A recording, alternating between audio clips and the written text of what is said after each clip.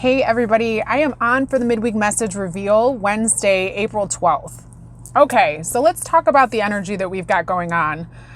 We are now in Mercury Retrograde shadow period, which is 2 weeks before Mercury goes retrograde in Taurus. And Mercury being the planet of communication, retrogrades cause us to kind of move back a little bit, retrace our steps, and give us an opportunity to do something a little bit different.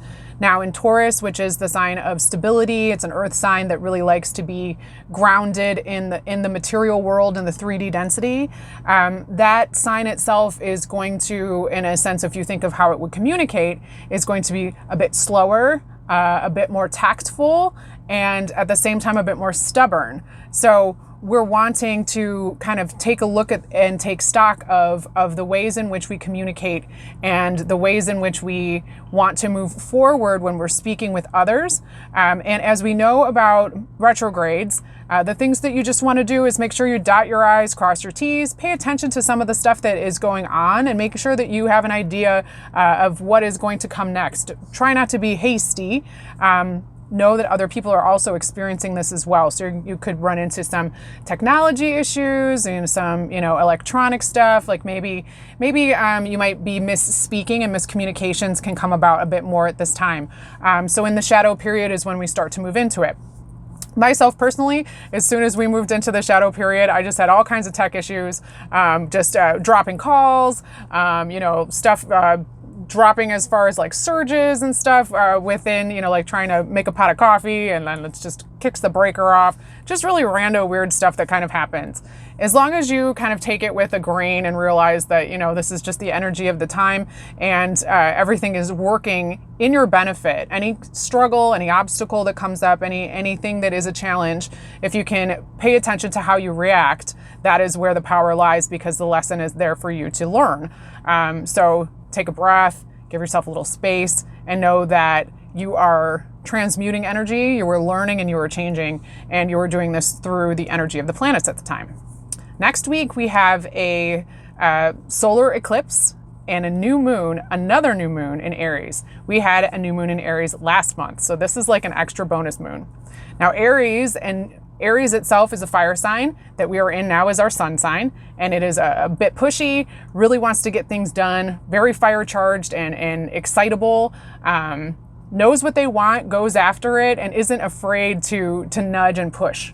So if we take that in the energy of the moon itself, and the moon is wanting to bring in the sense of balance, wanting to bring in more emotion to it, an Aries new moon, which is new moons bring in things, is where we manifest. Full moons are when we let go. So if we are trying to manifest something in during a solar eclipse as well, and solar eclipse allows us to shake up the energy, it means we're going to start looking to plant seeds for new plans ahead.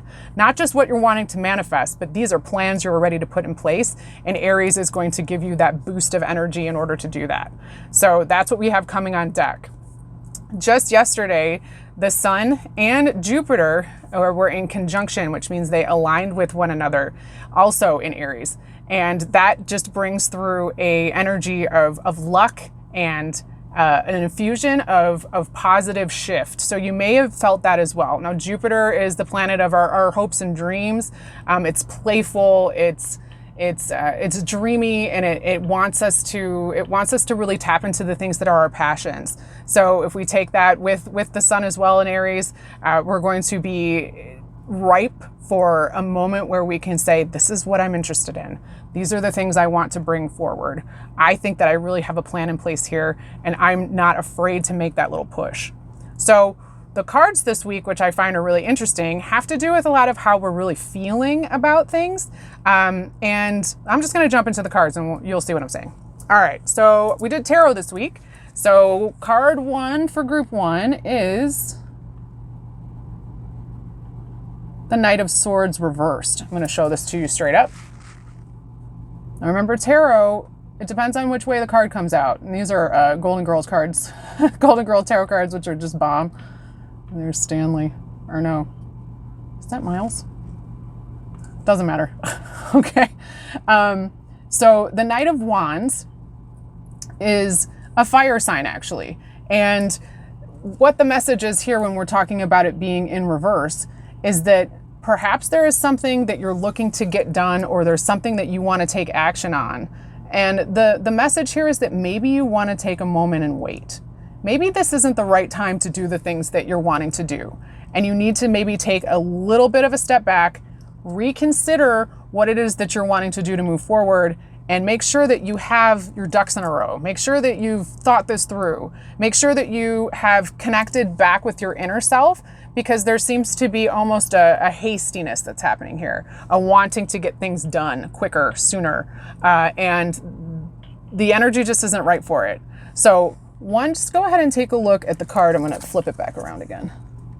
Now, the horse itself is up on its legs.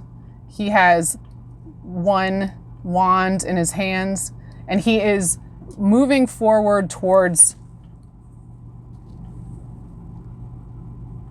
the sunset, like moving off into the horizon. So when this would normally be a let's go ahead and go forward, kicking up your energy, and that horse wants to run, in the reverse position, it is cautioned to move forward without really thinking. You might be feeling scattered. You might be feeling a bit disengaged. You want to take time to be fully ready. Conversely, you might also, with this situation that we're talking about here, this topic that you're wanting to move forward with, there may be delays that are coming up. Now, the delays themselves can also be influenced by the retrograde period that we're in. And remember, when we're talking about retrogrades, it's not a bad thing. It's not a like, oh, geez, Mercury retrograde, everything's going to go to shit. No. Now, if you go into it with that vibe, you're putting that out there, and that's on you. If you stay open and realize that what Mercury is doing is slowing things down to give you an opportunity to reframe, look and see, is this how I want to react? Is this really what I want to do? Check in with your inner guidance and say, all right, yes, I do. And I want to do it this way, but I'm going to do it measured. So the message here for you guys, one, with the Knight of Wands reversed, is to go ahead and connect back to the root of it. Check with your inner guidance. Ask yourself, is this the way you want to do this? And also understand, too, that you might need to wait this out a little bit. And waiting isn't going to let anything pass you by. It just might not be the right time. And remember, when we're talking about anything in life, and we're talking about your pace, and your pace is always perfect, you only can go so far as you can with divine timing, right? You have to trust that the universe will bring things through as it's meant to, but also know that you're not the only piece on the chessboard.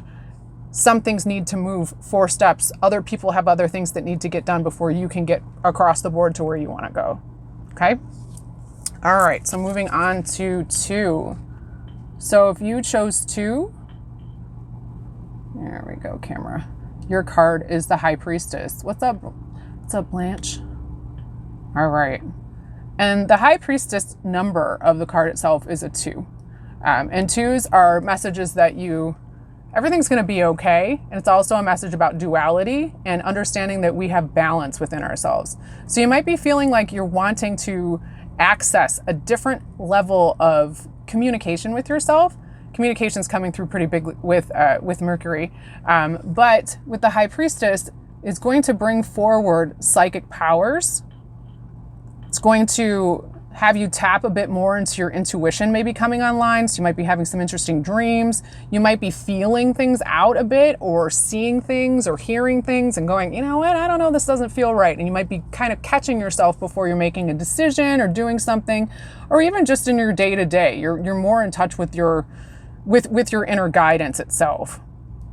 There is a need to connect to that inner guidance, because you're kind of entering an introspective stage.